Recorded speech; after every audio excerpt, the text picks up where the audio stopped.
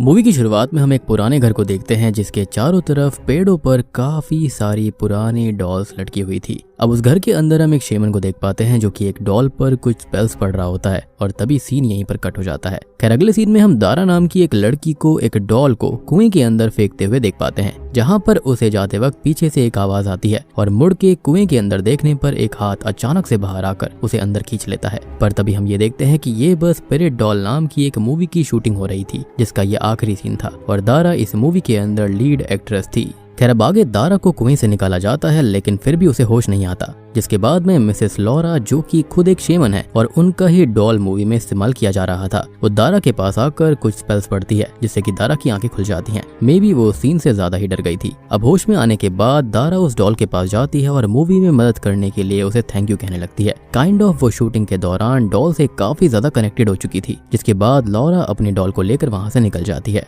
अब इसके बाद में दारा घर पर आती है जहाँ पर हम उसकी पर्सनल लाइफ के बारे में कुछ जान पाते हैं। अब असल में दारा का अपने हस्बैंड डेरियस के साथ डिवोर्स हो चुका था क्योंकि उसने निकेन नाम की एक दूसरी लड़की से शादी कर ली थी, जिसके बाद दोनों अलग अलग रहने लगे थे। पर उन दोनों की बेटी एम्बुन दारा के साथ ही रहा करती। दारा डेरियस को बिल्कुल भी पसंद नहीं करती थी, जिस वजह से वो एम्बुन को भी उससे बात नहीं करने देती थी। अब आगे स्पिरिट डॉल मूवी के प्रमोशन के लिए दारा एम्बुन को भी अपने साथ ले जाती है, पर वहाँ पर जाकर एम्बुन के साथ में कुछ पैरानॉर्मल चीजें होने लगती हैं। वो ये बात अपनी माँ को बताती है पर वो उल्टा उसको ही डांट कर उसकी बातों को इग्नोर कर देती है और अपनी मेड से उसे वापस घर ले जाने के लिए कह देती है क्योंकि इससे प्रमोशन में काफी दिक्कत आती। अब आगे एम्बुन को वापस वही स्पिरिट हॉन्ट करती है जो कि उसी डॉल की स्पिरिट थी जिसको इस मूवी के अंदर इस्तेमाल किया गया था। मे बी वो वाकई में एक हॉन्टेड डॉल थी और ऑब्वियस सी बात है वो शेमन की डॉल थी, तो शायद से उसके अंदर कोई ना कोई स्पिरिट थी। जिसके बाद में एम्बुन को घर लेकर जाया जाता है जहाँ पर भी वो स्पिरिट उसे हॉन्ट करना नहीं छोड़ती और इसी के साथ में ये सीन यहीं पर खत्म हो जाता है। अब कुछ ही देर के बाद में दारा अपने मूवी प्रोड्यूसर रफी के साथ घर पहुंचती है, जिसके साथ धीरे धीरे उसका रिलेशन बन रहा था।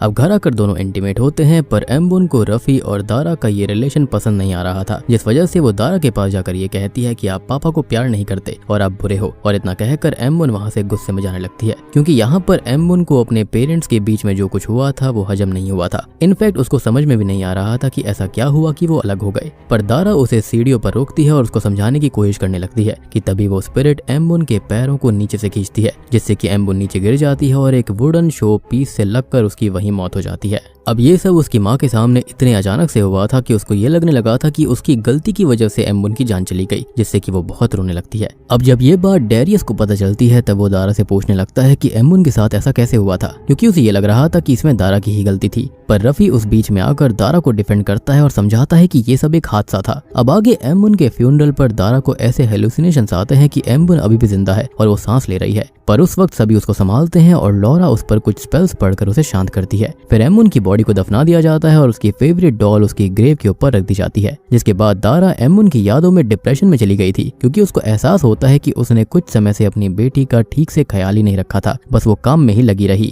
यहाँ तक कि दारा ऐसा भी सोचती है कि वो खुद की जान ले लेगी ताकि वो एम्बुन से मिल पाए। पर जब ये बात उसकी बेस्ट फ्रेंड जेनी को पता चलती है और वो उसकी कंडीशन को देखती है, तब वो उसे अपने साथ एक जगह चलने के लिए कहती है ताकि उसका माइंड थोड़ा सा फ्रेश होगा। जेनी कहती है कि वो उसे एम्बुन से भी मिलवाएगी और फिर वो दोनों जंगल में उसी जगह पर चले जाते हैं जिसे हमने मूवी की शुरुआत में देखा था। अब वहाँ जाते ही वो शेमन दारा से ये कहता है कि उसकी बेटी अब मर चुकी है पर वो उसे वापस ला सकता है। जिसके बाद शेमन दारा को कुछ पीने के लिए देता है और कहता है कि अपनी बेटी से मिलने के लिए उसे ये पीना होगा। फिर शेमन एम्बुन की डॉल के ऊपर कुछ स्पेल्स पढ़ने लगता है जो कि जेनी अपने साथ लेकर आई थी और एंड में शेमन दारा को एक पेड़ की जड़ यानी कि रूट देता है और कहता है कि इसे अपनी बेटी की तरह ही ट्रीट करना और उसे उसकी तरह प्यार देना और फिर तुम्हारी बेटी तुम्हारे पास आ जाएगी। हालांकि दारा पहले तो उस जड़ को रख लेती है पर बाहर जाते ही ये कहती है कि उसे इन चीजों पर विश्वास नहीं हो रहा और इतना कहकर वो उस जड़ को वहीं फेंक कर चली जाती है, जिसे बाद में वो शेमन उठा लेता है। अब घर आकर दारा को डेरियस घर पर मिलता है जो कि उससे ये कहता है कि उसे एम्बुन की कोई चीज चाहिए जिसे वो अपने पास रख सके, इसलिए दारा उसे एम्बुन की डॉल दे देती है।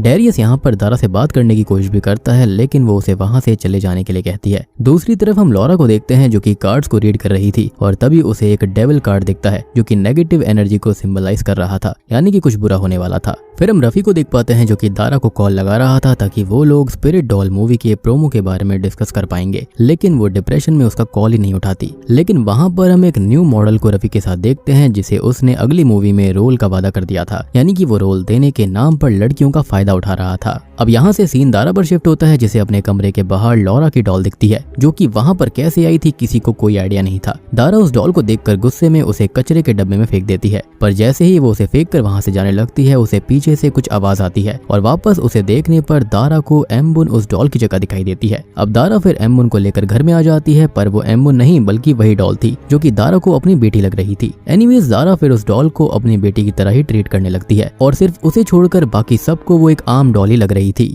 यहाँ तक कि दारा उस डॉल को लेकर मूवी के प्रोमो में भी चली जाती है और वहाँ पर सभी को ऐसे बताती है कि एम्बुन जिंदा है और वो अभी उसकी गोद में है। ये सुनकर वहाँ पे बैठे सभी लोग कंफ्यूज हो जाते हैं, पर रफी किसी तरह से सिचुएशन को संभाल लेता है। हालांकि रफी आगे की सिचुएशन को नहीं संभाल पाता जब दारा रफी और उस न्यू मॉडल की बातों को सुन लेती है और उसके सामने ये रिवील कर देती है कि रफी सिर्फ फिजिकल होने के लिए सबको रोज दिलाने का वादा करता है, पर अगली मूवी में रफी नहीं है तो शायद ही तुम्हें रोल मिल पाएगा। जिसके बाद में उस मॉडल को भी रफी का सच पता चल गया था। अब घर पर जब जेनी दारा से मिलने आती है तब वो उसकी अजीब हरकतों को देखकर समझ जाती है कि दारा डॉल को ही अपनी बेटी समझ रही है, इसलिए वो उससे उस डॉल को लेने की कोशिश भी करती है, लेकिन दारा उसे ऐसा नहीं करने देती और उस पर बहुत गुस्सा करती है। जिसके बाद में वो डॉल को अपने हेयर स्टाइलिस्ट के पास छोड़ देती है ताकि वो उसके बालों को ठीक कर सके, लेकिन वहाँ पर वो डॉल उस हेयर स्टाइलिस्ट को बहुत ही हॉन्ट करती है जिससे उसकी हालत खराब हो जाती है, यानी कि डॉल के अंदर कुछ न कुछ गड़बड़ थी। खैर कुछ ही देर के बाद में डॉल रफी के पास जाती है जब वो स्टीम ले रहा था और स्टीम रूम का टेम्परेचर बढ़ाकर वो उसे बहुत ही दर्दनाक मौत देती है। और ऐसा डॉल ने इसलिए किया था क्योंकि रफी ने दारा से ये कहा था कि वो उससे प्यार करता है, पर रफी उसके साथ साथ दूसरी मॉडल्स के साथ भी फिजिकल रिश्ता बना रहा था, तो ये काइंड ऑफ चीटिंग करने के जैसा था और ये सजा थी उसके लिए। अब आगे डॉल मेड को भी मार देती है क्योंकि उसने उसे अजीब तरह से रॉ मीट खाते हुए देख लिया था और वो समझ गई थी कि ये एक नेगेटिव स्पिरिट है, पर मरने से पहले मेड ने उस डॉल का सच डेरियस को बता दिया था। अब डॉल दारा को पदस्थ कर लेती है, जिसके बाद डेरियस को दारा की तरफ से कॉल आता है जिसके अंदर वो कहती है कि अगर डेरियस चाहे तो वो दोनों वापस से फैमिली की तरह रह सकते हैं और उनके साथ एम्बुन अब रहेगी। इतना कहकर वो डेरियस को घर पर मिलने के लिए बुलाती है, जिसके बाद में डेरियस दारा से मिलने जाता है और जाते ही उसे मेड की बातें सच होते हुए दिखाई देती हैं क्योंकि उसे मेड का कटा हुआ सर फ्रिज में रखा हुआ मिलता है। डेरियस को फिर वहाँ पर जेनी मिलती है जो कि उसे एक लेटर देती है और कहती है कि ये मिसेस लॉरा ने दारा के लिए भेजा है और इतना कहकर वो वहाँ से निकल जाती है। अब डेरियस जब उस लेटर को पढ़ता है तब उसको पता चलता है कि लॉरा के डॉल के अंदर एक स्पिरिट है जो कि अब दारा को पसंद करने लगी है और उसके साथ रहना चाहती है, इसलिए वो एक एक करके सबको उससे दूर कर रही है। लॉरा ने उस डॉल को रोकने की कोशिश भी करी थी पर वो काफी ज्यादा ताकतवर है, इसलिए ही वो दारा को लेटर लिख रही है ताकि वो उस डॉल से दूर रह पाए। अब डेरियस को डॉल का पूरा सच पता चल गया था और दूसरी तरफ निकन को भी कोई कॉल करके ये कहता है कि दारा और डेरियस दोनों एक साथ दारा के घर पर हैं और वो चाहे तो आकर ये देख सकती है। जिसके बाद निकन भी दारा के घर के लिए निकल जाती है। जिसके बाद हम शॉकिंगली जेनी और शेमन को एक कार में बैठा हुआ देख पाते हैं जो कि दारा के घर के बाहर ही थे। और दोस्तों यहाँ पर खुलते हैं इस मूवी के असली पत्ते।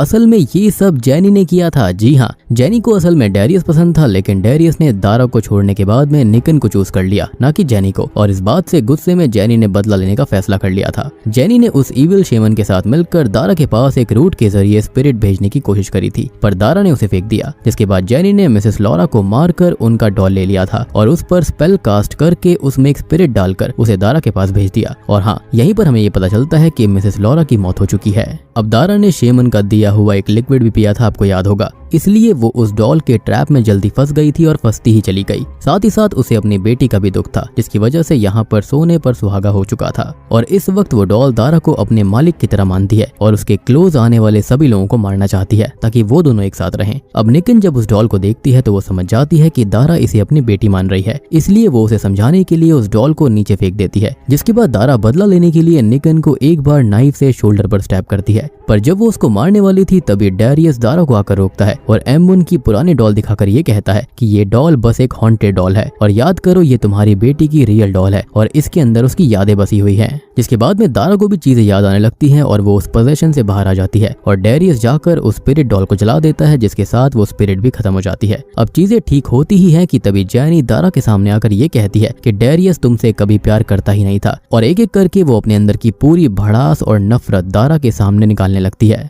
अब इसके बाद वो दारा को मारने के लिए एक चाकू उठा लेती है, लेकिन डेरियस के बीच में आने से वो गलती से डेरियस को ही स्टैब कर देती है। लेकिन इस चीज का जेनी को ज्यादा गिल्ट नहीं होता। यानी कि शायद से वो उसके साथ खाली फिजिकल होना चाहती थी, या फिर यहाँ पर शायद वो ये सोच रही थी कि वो तो उसका हुआ नहीं तो कोई बात नहीं, मर भी जाएगा तो क्या फर्क पड़ता है। खैर वो फिर से दारा को वापस मारने जाती है, जिसके बाद निकिन आकर जेनी को पीछे से स्टैब करके खत्म कर देती है और जेनी का चैप्टर यहीं पर खत्म हो जाता है। अब आगे दारा और निकिन मिलकर डेरियस को हॉस्पिटल लेकर जाते हैं, पर इनके पीछे हम उसी ईविल शेमन को देख पाते हैं जो कि दारा के घर के अंदर जाता है, जिसके साथ ये सीन यहीं पर कट हो जाता है। अब हम 7 महीने बाद का सीन देखते हैं जहाँ पर निकिन को एक बेबी हुआ था और डेरियस भी अब सेफ था। निकिन दारा से कहती है कि क्या वो इस बच्चे को पालने में उसकी मदद करेगी, जिस पर दारा हाँ में जवाब देती है, यानी कि अब इनके बीच चीजें ठीक हो गई थी। पर मूवी का एंडिंग सीन काफी डिस्टर्बिंग है, जहाँ पर हम दारा के हाथों में फिर से वही सेम स्पिरिट डॉल देखते हैं और दारा अभी भी पोजेशन में। इसी के साथ में ये मूवी यहीं पर खत्म हो जाती है। तो वीडियो पसंद आई हो तो लाइक कर देना, चैनल के ऊपर नए हैं तो सब्सक्राइब कर लीजिए।